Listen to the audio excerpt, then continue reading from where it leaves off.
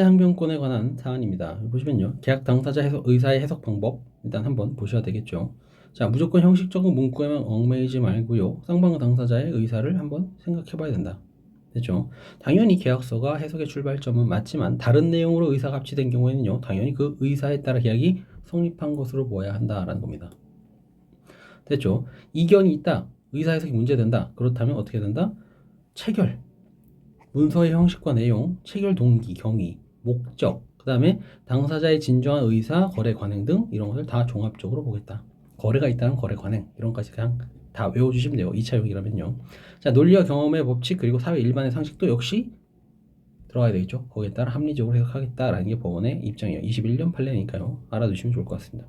그냥 거기서 긁어서 내니까요. 민법 536조 2항이라는 건요. 선이행 의무를 지고 있는 당사자가 상대방의 이행이 곤란해요. 그럼 내가 먼저 이행을 해줘야 되는데 이행을 먼저 해주고 상대방의 이행을 받는 거죠. 그럴 때는요. 당연히 선이행 의무가 있는 사람인데 선이행 의무를 했다가 저 사람이 안 주면 어떡하지? 라는 불안이 생길 수 있다라는 거예요. 그런 상황이라면 보류, 유보, 나 못 줘 라고 할 수 있는 경우가 있는데 이걸 바로 불안의 항변권이라고 합니다. 그런 경우란 뭐냐면 선이행 채무를 지고 있는 자가 계약 성립 후 상대방의 신용 불안이나 재산 상태 악화 등의 같은 사정을 확실히 캐치를 했어요. 그래서 이러한 상대방의 그 이후에 내가 선이행한 이후에 상대방의 이행을 받을 수 없는 사정 변경이 생겼다라는 거죠.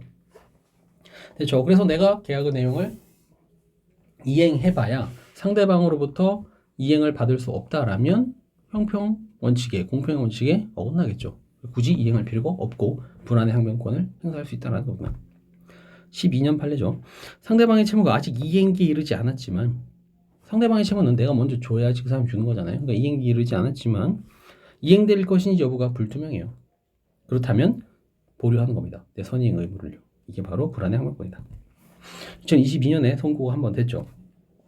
자, 원고는요. 피고와 피고수의 아파트에 대해서 매수하기로 하는 계약을 했는데요.